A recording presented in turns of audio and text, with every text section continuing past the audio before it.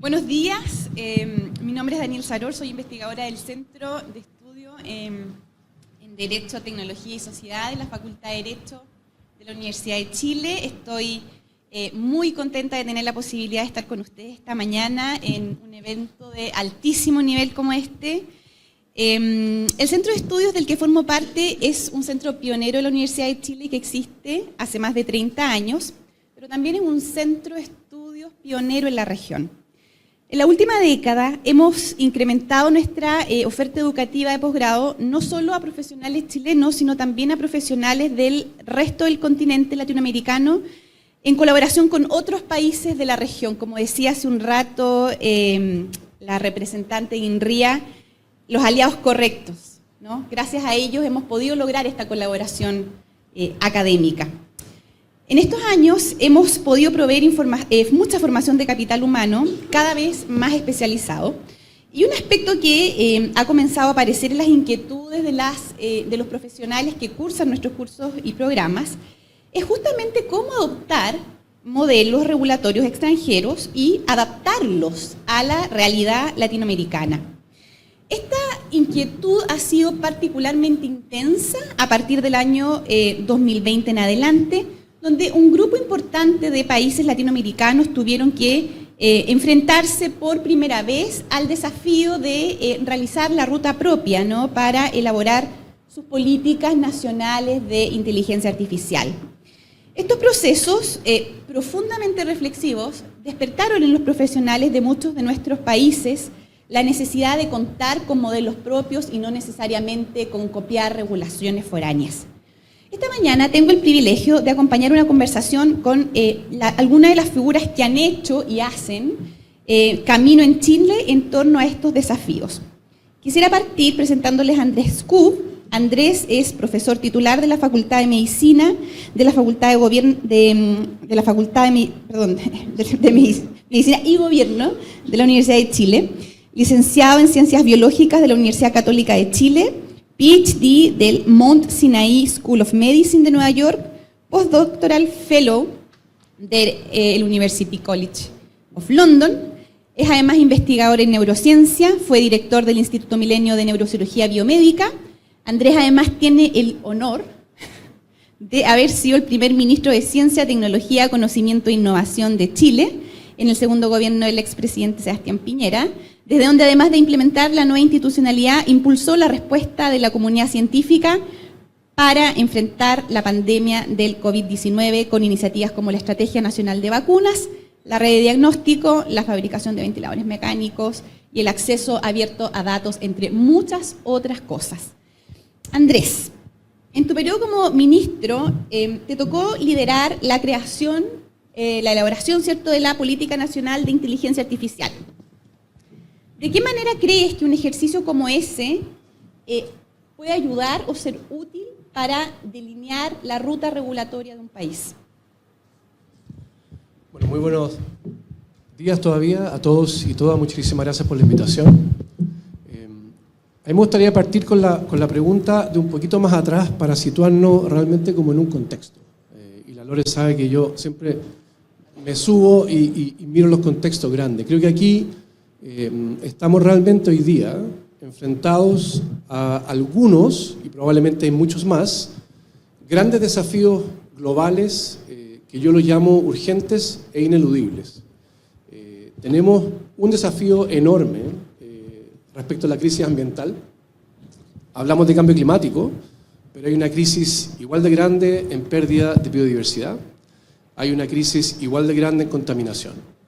Tenemos ciertamente un desafío gigante en términos de democracia e instituciones y tenemos un gran desafío en términos de salud y bienestar de la población. Entonces, probablemente hay más, ¿eh? Y son estos grandes desafíos que creo que tenemos que mirarlos con una óptica en la cual las herramientas que provienen de la ciencia y la tecnología pueden ser parte de la solución. La pregunta regulatoria es interesante porque muchas veces hablamos de la tecnología, del desarrollo tecnológico, y esa ciencia y tecnología no es suficiente, es un elemento de la solución. Y la otra parte de la solución, o una gran parte complementaria a esa solución viene de estas deliberaciones que son más bien de la sociedad. Entonces, una cosa es tener la ciencia y la tecnología, y la otra, muy distinta, es saber qué hacer con ellas. A mí me gusta mucho, y un poco reaccionando también a lo que vimos antes en el panel, me gusta mucho una reflexión que hace Richard Feynman, que es un premio Nobel de Física, que participó de muchos desarrollos de la física, incluyendo parte también de los desarrollos de la bomba atómica. Y él planteaba que la ciencia y la tecnología, y esto lo sacó de un proverbio budista, es una llave. Pero dice, la misma llave abre la puerta del cielo y la puerta del infierno. Entonces, esa es la ciencia y la tecnología, no es la solución. Hay una llave con la cual la sociedad, en su conjunto, puede deliberar para usarla positivamente o usarla negativamente. Eso es como lo primero. Hay grandes desafíos, tenemos esta nueva herramienta, pero la herramienta no es suficiente. Y tenemos que, como sociedad, decidir qué hacer con ella. Eso es lo primero. Y en ese sentido, la regulación es fundamental. Pero también la regulación tenemos que entenderla en el marco de una tecnología de uso transversal, que a mí me gusta hacerla equivalente, y es lo más parecido que he encontrado, a la electricidad, ¿cierto? Esto es una tecnología que se puede usar tanto para el bien como para causar daño, como cualquier tecnología, pero es de uso transversal, es de potencial impacto transversal. Buenos días, ministra. Entonces, es una tecnología de uso transversal.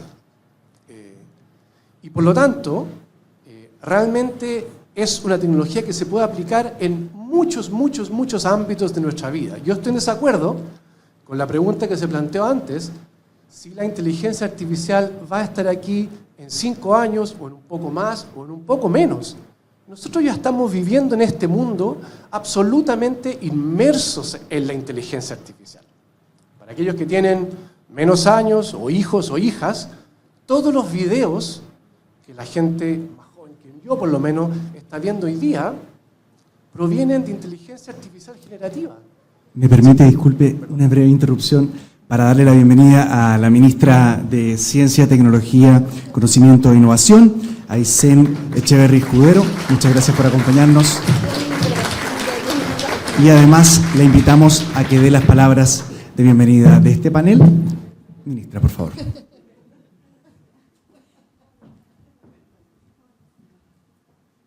Bueno, perdón por interrumpir, la verdad es que no era la idea, pero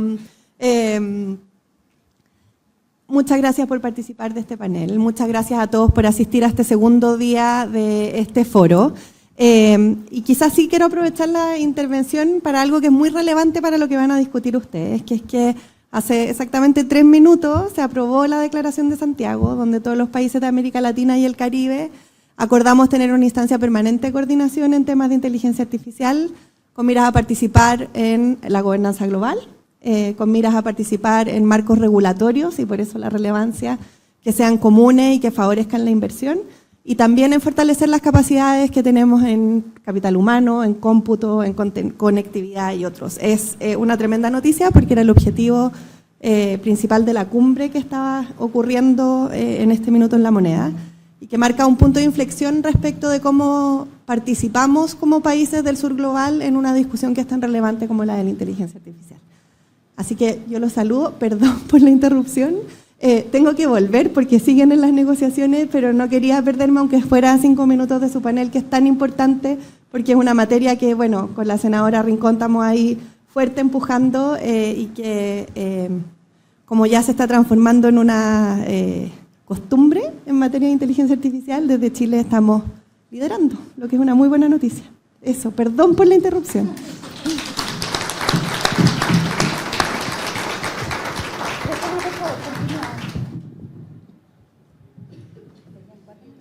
Perdí totalmente el hilo, no sé dónde iba, pero saludar a la ministra. No, estaba quizás... ya está. No, estamos completamente inmersos. O sea, si alguien piensa que va a llegar en 5 años, estamos realmente atrasados en ese pensamiento. La inteligencia artificial está aquí con nosotros, está hablando de la inteligencia artificial generativa. Yo soy profesor de la Facultad de Medicina y de la Facultad de Gobierno, y hoy día pararse frente a una sala de clases es un desafío tremendo, porque los estudiantes tienen acceso al ChatGPT online. Entonces, ¿cómo uno hace clases? ¿Cómo me van a decir a mí que la inteligencia artificial le falta 5 años para llegar? Cuando uno se para frente a una sala de clase y están todos los estudiantes con el ChatGPT abierto. ¿Y cuál es el desafío que tiene uno entonces como profesor?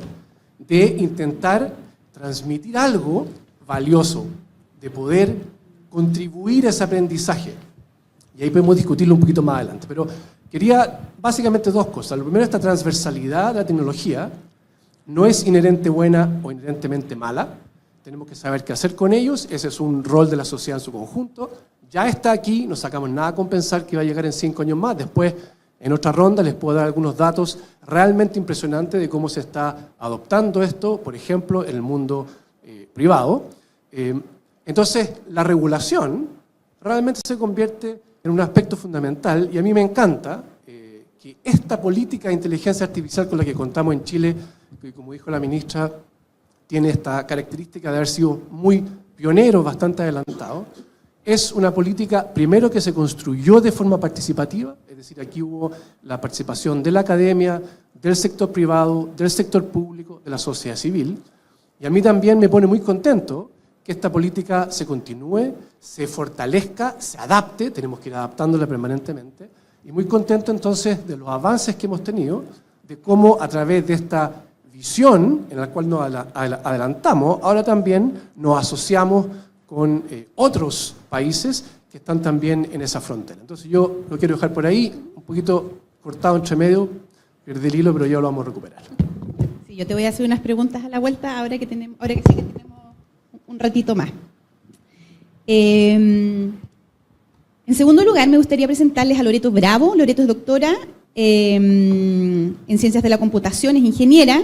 Ella tiene experiencia en investigación y docencia. Actualmente dirige el Instituto de Data Science de la Universidad del Desarrollo en Chile, donde colabora con el sector público y privado para resolver problemas sociales y empresariales mediante el uso de datos.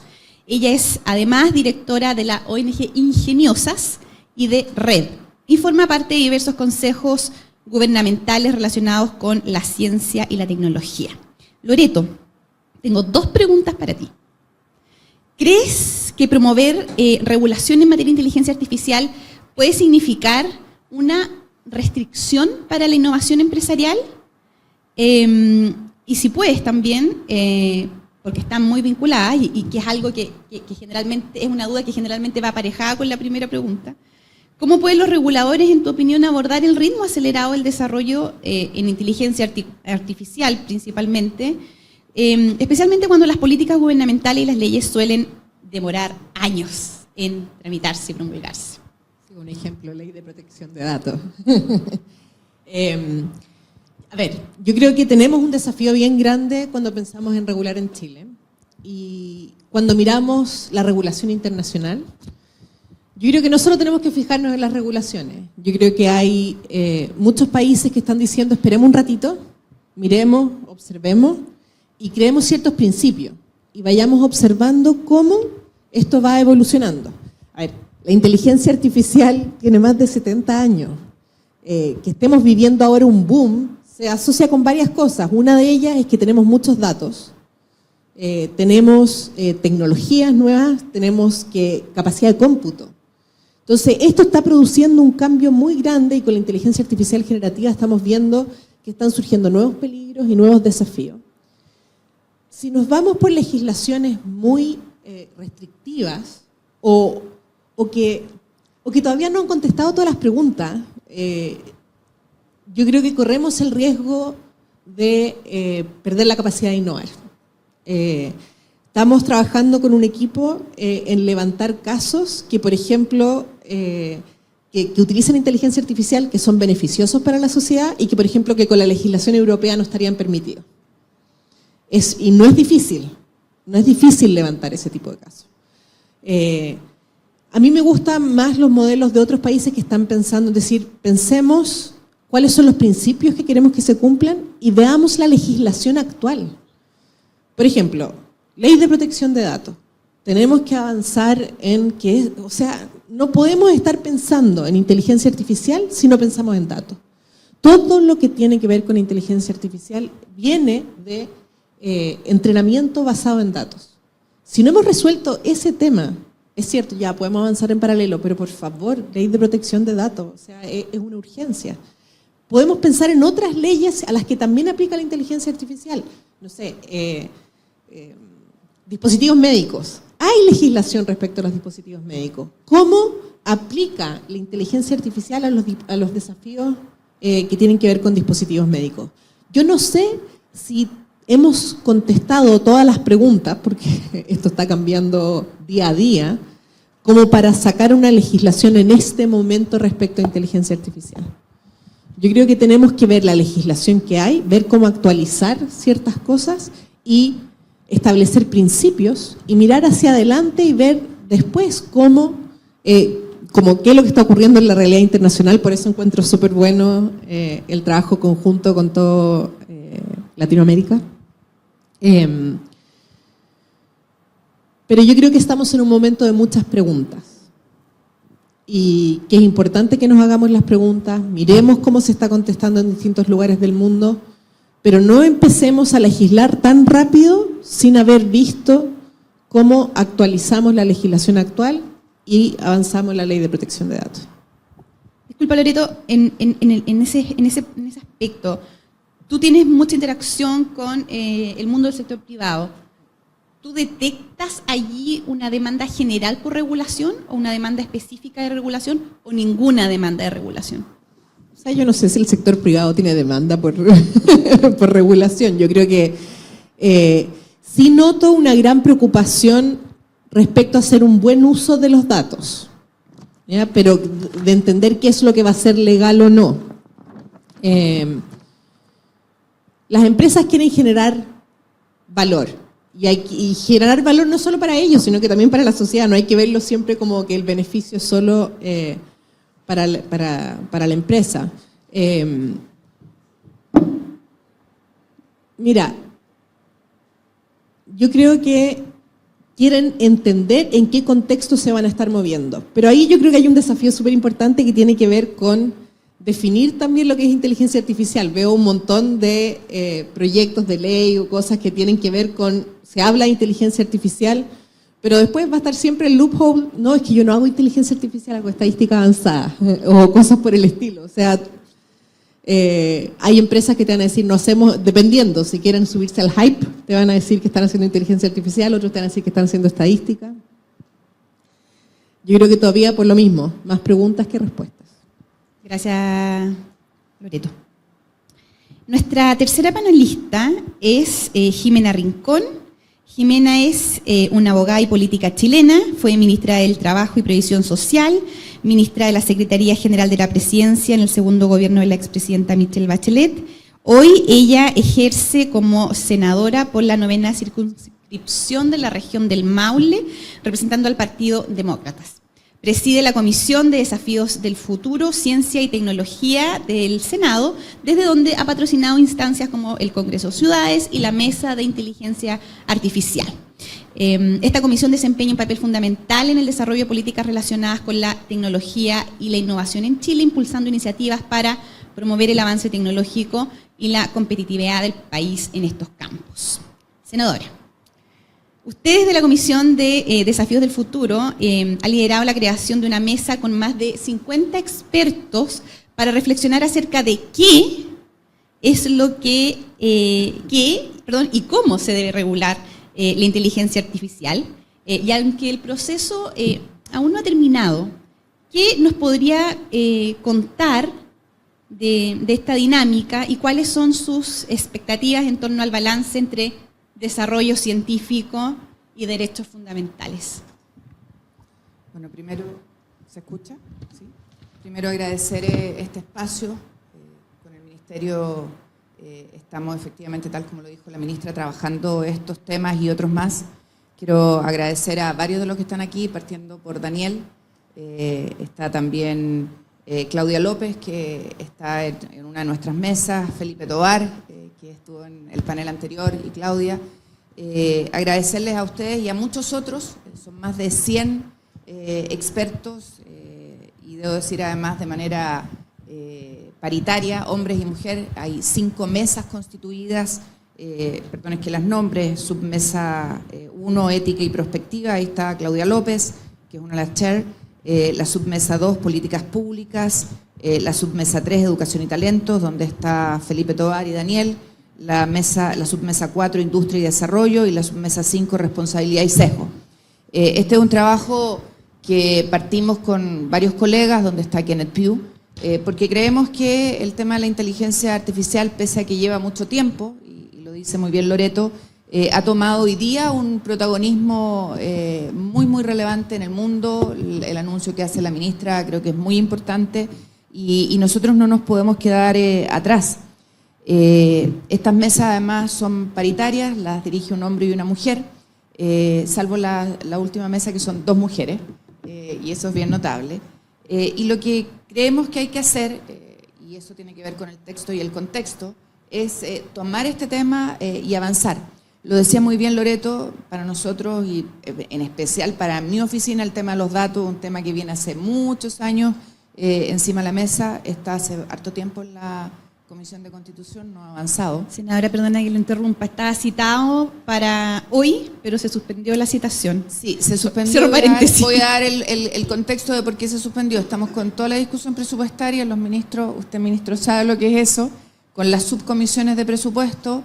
Tenemos que apurar el tranco y se trasladaron las sesiones para la mañana y la tarde para la subcomisión. Entonces se suspendieron todas las comisiones ordinarias menos la subcomisión de presupuesto, donde este tema es un tema, debo decirlo, ya para que se entienda por qué, porque varios me escribían por qué se suspendió, por qué se cambió. Esa es la explicación.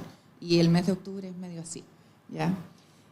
Bueno, dicho todo aquello, nosotros desde la Comisión de Futuro, Ciencia y Tecnología, que este año me toca presidir a mí, vimos la oportunidad de crear una mesa de inteligencia artificial que está en estas 5 submesas. Debo decir además que el Congreso Futuro de este año se llama ¿Y ahora qué hacemos? Inteligencia artificial, IA, bien grande, ¿qué hacemos? Porque entendemos, ¿no es cierto?, que tenemos que promover el desarrollo científico y tecnológico, pero tenemos que hacerlo con la mirada de promover y proteger los derechos fundamentales, y ahí está todo el tema de datos, que no es algo que podamos dejar afuera. Y desde esa perspectiva, esta mesa de inteligencia artificial tiene 5 grandes subtemas que tienen que ver con lo que tú preguntabas, ¿ya? El primero es, que creemos que es esencial, ¿no es cierto?, que es establecer los principios éticos y claros respecto de cómo guiar el desarrollo y el uso de la inteligencia artificial, que no es algo fácil. Escuchábamos el panel anterior, ¿no es cierto?, todos estos temores que hay a la inteligencia artificial, o qué pasa con lo que hace la ciencia y cómo usa la inteligencia artificial, y en ese aspecto destacar que estas mesas están trabajando con inteligencia artificial. Todo lo que se está hablando en estas mesas, y tú lo sabes, Daniel, está siendo procesado por inteligencia artificial para que ahorre, no sé, horas de trabajo humano y que nos entreguen productos y resúmenes de los avances y las conclusiones. Un segundo aspecto que nos parece muy importante es lo que dice, y lo decía Loreto, la regulación de datos y políticas públicas, y ahí hay una mesa especial en esto. Es necesario, ¿no es cierto?, ver cómo tenemos regulación sólida. Tú decías algo al inicio, no copiemos lo que hay fuera, sino que veamos lo que hay en nuestro ecosistema, ¿no es cierto?, y que creemos regulación con nuestra propia lógica y nuestra propia mirada. Y ahí obviamente no significa que no veamos lo que hay fuera, sino que lo conozcamos, lo analicemos, pero veamos cómo se aterriza acá. Y que generemos confianza en esa inteligencia artificial, pero sin dejarla suelta, ¿ya? Un tercer tema es el marco legal sólido específico de la inteligencia artificial, todo el tema de responsabilidades legales asociadas a ella, al uso de los datos, conocer, ¿no es cierto?, las oportunidades que nos da la inteligencia artificial, pero también los riesgos asociados a ello, oportunidades y riesgos dentro de una misma conversación, y eso es parte de uno de los digamos, productos que queremos salgan de esta submesa. Una cuarta dice relación con formación y educación en inteligencia artificial. Lo decían en el panel anterior, viene toda una revolución, ¿no es cierto?, de la forma de trabajar, pero eso no significa que cerremos oportunidades. Y para eso, y esto lo venimos diciendo hace mucho tiempo, yo fui ministra del Trabajo en el gobierno de la presidenta Bachelet, ya nos hablaban de lo que iba a significar la transformación en el mundo del trabajo, y siguen pasando los años y no nos hacemos cargo de ello, y no podemos dejar a la gente rezagada. Cuando uno mira lo que ha pasado en el mundo, y hemos tenido ahí varias experiencias en materia de consulta, el Brexit es una de ellas, la queja de la ciudadanía porque la dejamos atrás y la dejamos rezagada, no puede ser algo que nos pase a nosotros con toda la experiencia y conocimiento que tenemos del mundo. Por eso es tan importante, ¿no es cierto?, esa tercera submesa, me equivoqué, tercera, formación y educación. La cuarta, industria y desarrollo, cómo, ¿no es cierto?, fomentar la investigación en inteligencia artificial y eso aplicarlo al desarrollo de tecnología. Y finalmente, la mitigación de sesgo en inteligencia artificial, que es la mesa 5. Creemos que todo esto tiene que llevar participación ciudadana y rendición de cuentas, vale decir, la ciudadanía tiene que poder tener espacios de expresión, de participación, y quien gobierna tiene que rendir cuentas. Creemos que es fundamental. Si hacemos bien esto, esto es una oportunidad, pero es parte de lo que tenemos que conversar. Y en ese trabajo estamos inmersos en esta mesa de inteligencia artificial con la submesa, porque queremos ver lo que han hecho otros países, queremos ver cuál es nuestra postura, tenemos mucho talento. Aquí Loreto, sin lugar a dudas, es un tremendo talento que hay que sumar a este ejercicio, y muchos otros. ¿Por qué?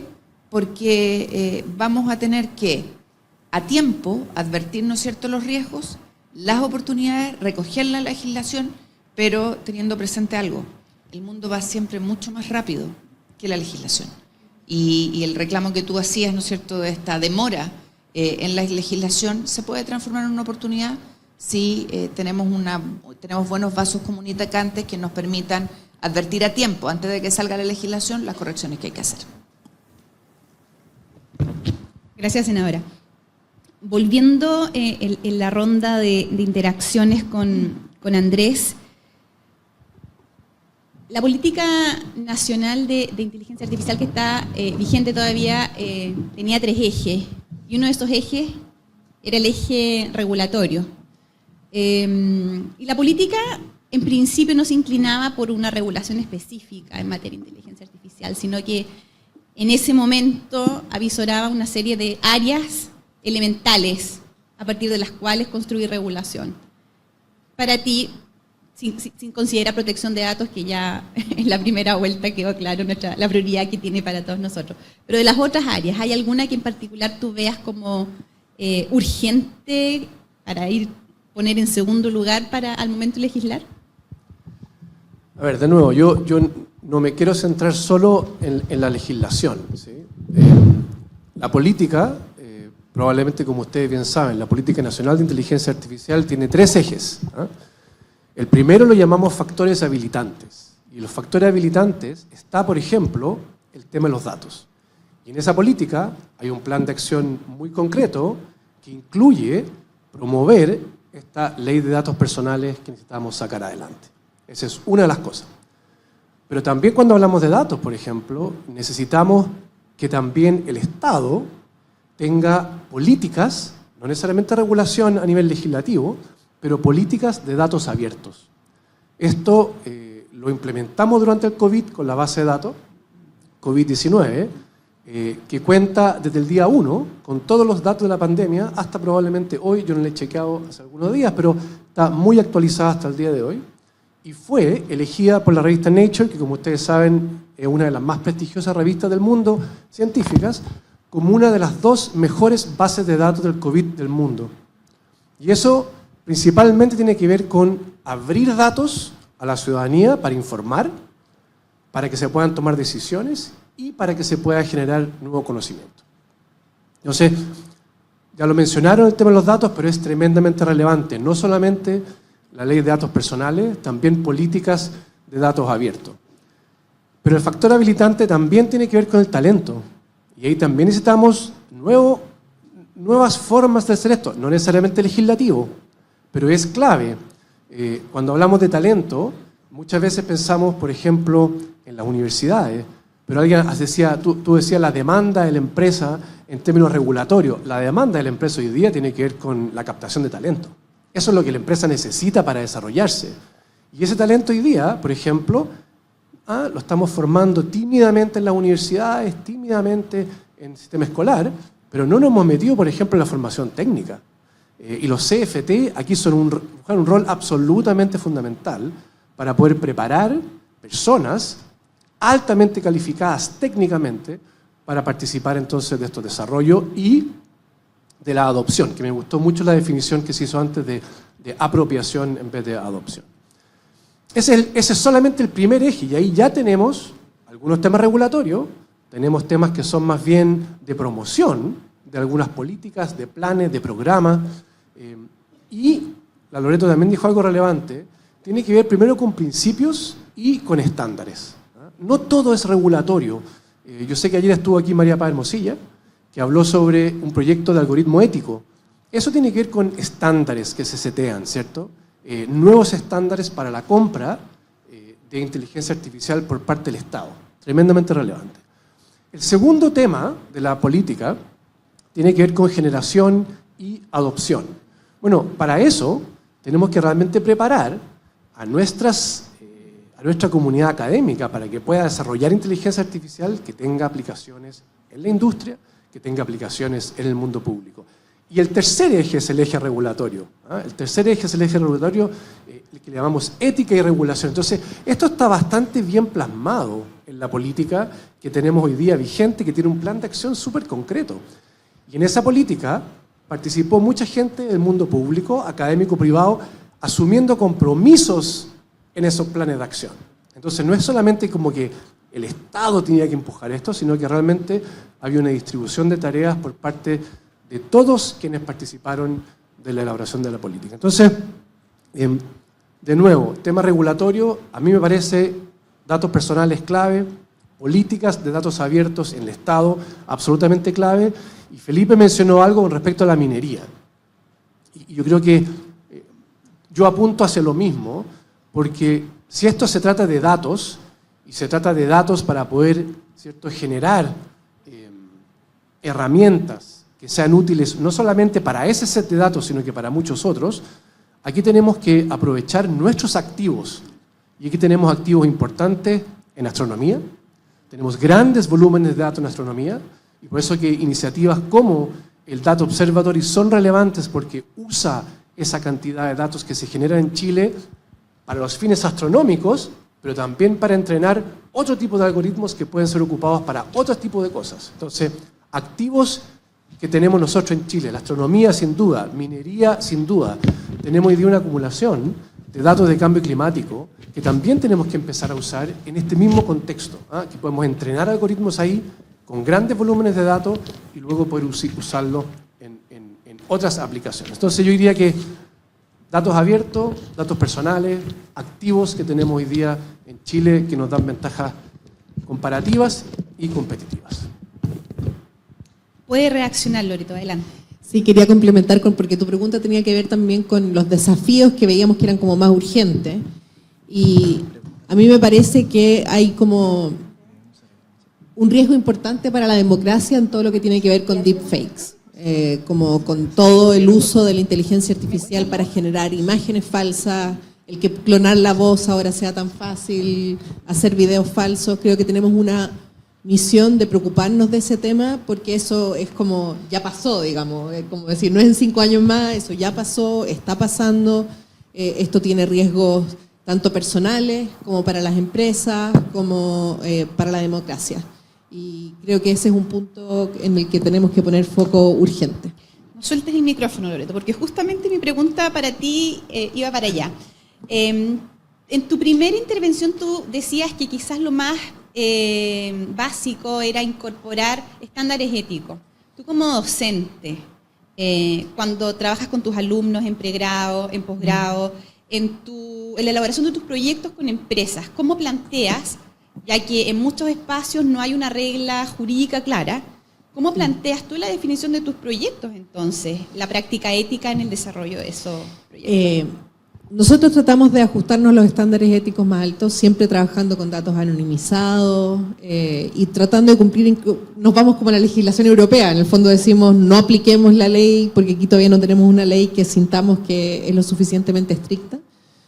Nosotros en particular tratamos de aplicar GDPR, pero las empresas quieren hacerlo bien, pero tampoco saben mucho. O sea, de hecho, muchas veces tenemos que enseñarles cómo anonimizar los datos.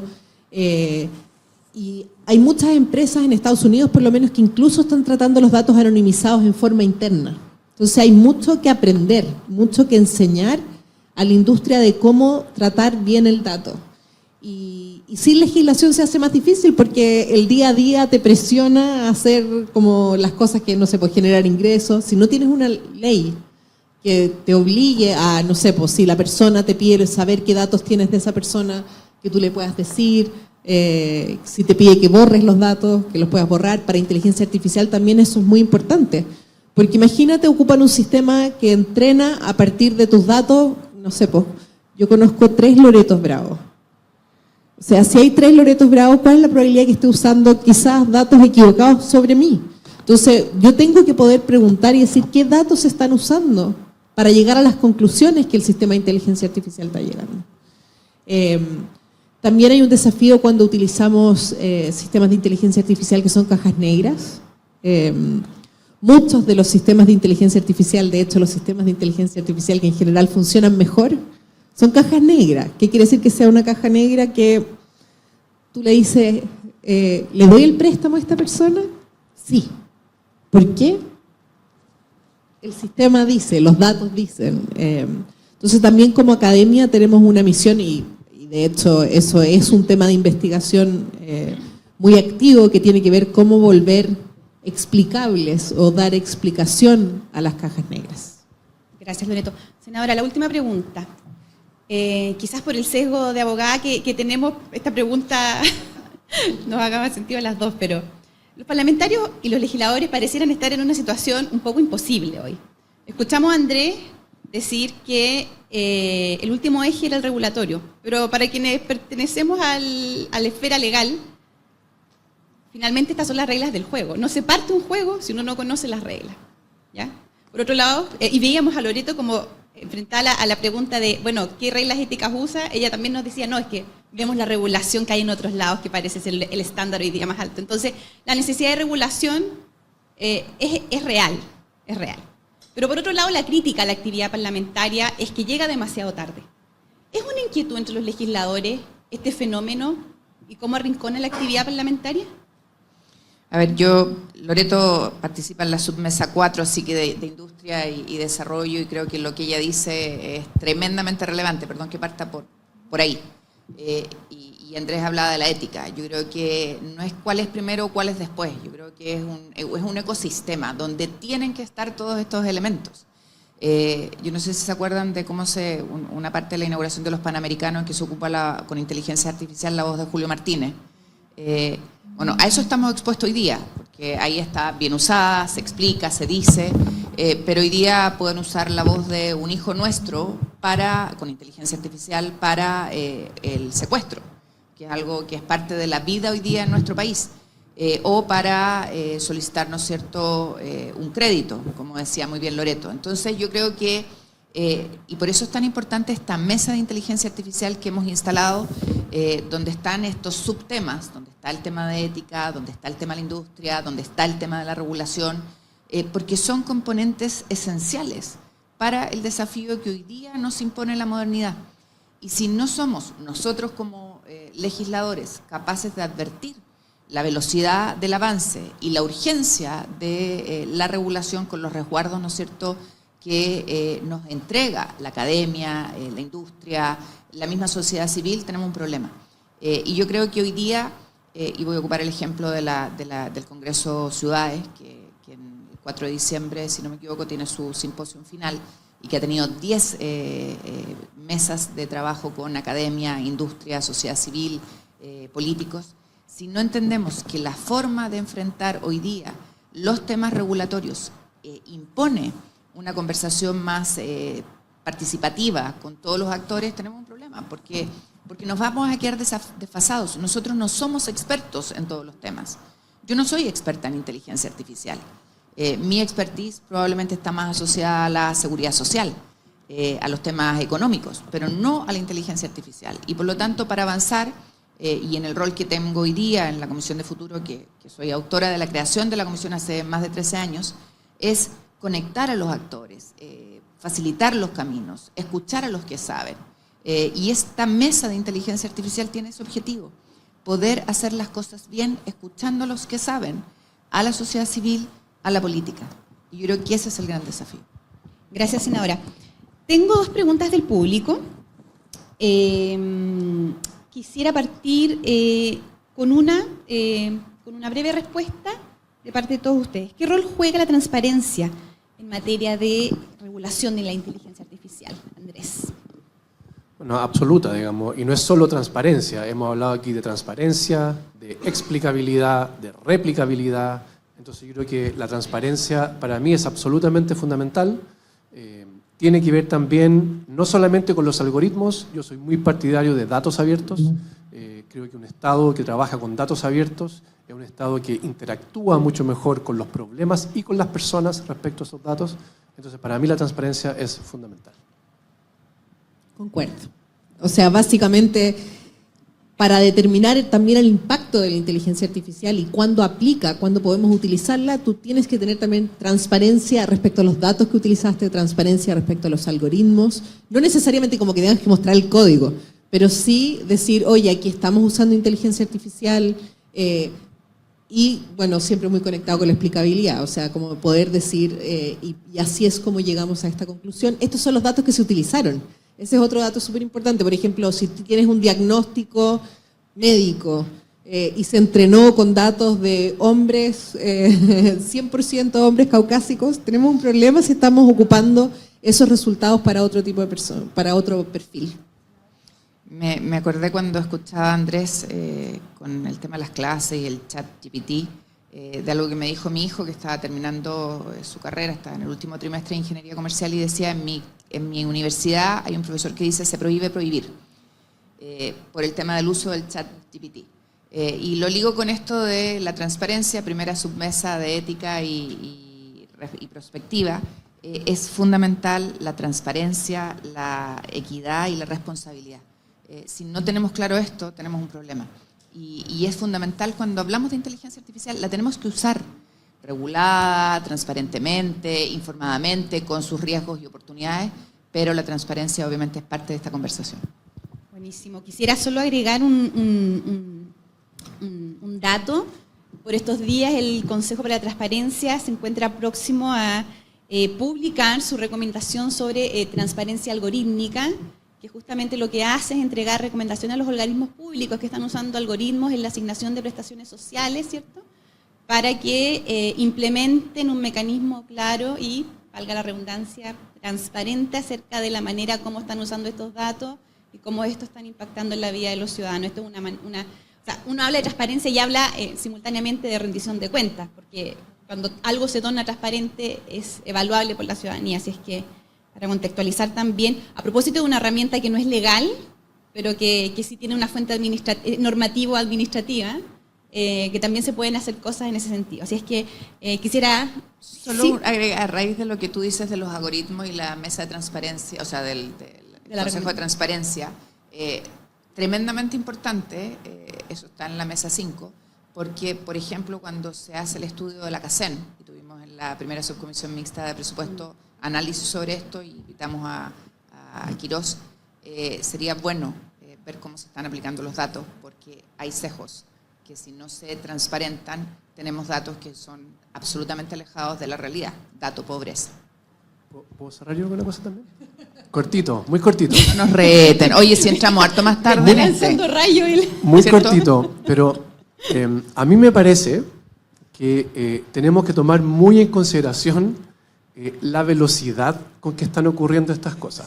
Entonces a mí tengo un dato que a mí me sorprendió mucho cuando lo leí, y es el tiempo que han demorado aplicaciones, muchas de las cuales usan inteligencia artificial, para alcanzar globalmente 100 millones de usuarios. Entonces, ¿cuánto se han demorado las aplicaciones para llegar a 100 millones de usuarios? Entonces, Uber se demoró 70 meses en alcanzar 100 millones de usuarios. Instagram se demoró 30 meses. TikTok se demoró 9 meses. El ChatGPT se demoró 2 meses. Esto salió hace 3 meses. Y entre este informe y ahora salió Threads, que se demoró 5 días en alcanzar 100 millones de usuarios. Entonces estamos con una velocidad que es realmente sorprendente. Y no solamente la velocidad, sino que el impacto.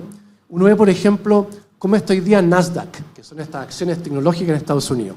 Nvidia, que es esta empresa de producción de software y de hardware, está triplicando el valor del Nasdaq en Estados Unidos. Triplicándolo, ¿cierto? La buena noticia es que en Chile estamos dispuestos a asumir esta tecnología y a usarla en beneficio de las personas. Chile ranquea bien en cómo vemos el uso potencialmente positivo de la tecnología. Y eso nos lleva finalmente a la educación, y no puedo dejar de mencionar esto. Tenemos que realmente hacer una reflexión profunda de cómo estamos educando y cómo estamos aprendiendo. Con el ChatGPT cambiaron completamente las reglas del juego. Y a mí el otro día, en una entrevista que tuve con Ignacio Briones, me dijo, no será tiempo de que en vez de volvernos sobretecnificados en la educación, volvamos a leer a los griegos y tengamos una educación humanista enfocada en pensamiento crítico, que es lo que uno necesita para enfrentarse al ChatGPT. Ya uno no necesita herramientas de búsqueda, palabras clave, no, ahora se necesita solamente esta capacidad analítica para poder manejar una tecnología que está al servicio de las personas. Gracias, Andrés. Gracias, Loreto. Gracias, senadora.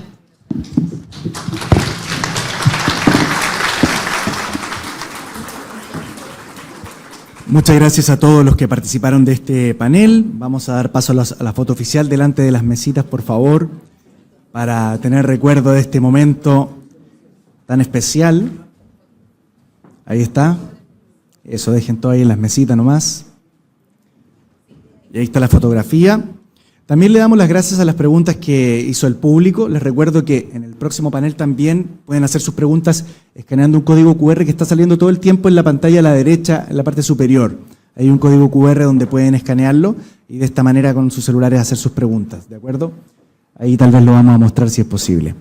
Y ahora les doy las gracias y continuando con el programa los invitamos a una breve pausa, un coffee break. Hay cositas ricas afuera para comer, para disfrutar, para hacer los contactos, las conversaciones que quieran tener y también para hacer las preguntas para el próximo bloque.